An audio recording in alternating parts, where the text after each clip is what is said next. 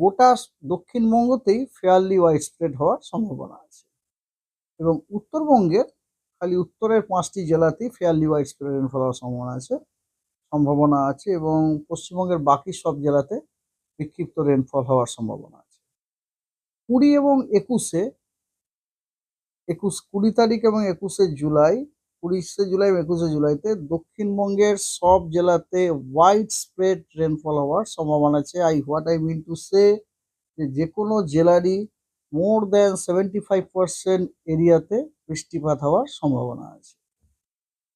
আর উত্তরবঙ্গের উত্তরের 5টি যে জেলা সেই জেলাগুলিতে ওয়াইড স্প্রেড এবং বাকি পশ্চিমবঙ্গের সব জেলায় স্ক্যাটার্ড রেনফল হওয়ার সম্ভাবনা আছে। 22 তারিখ 23 তারিখ এই দুদিনই দক্ষিণবঙ্গের সব জেলাতে ওয়াইড স্প্রেড রেনফল হওয়ার সম্ভাবনা আছে এবং উত্তর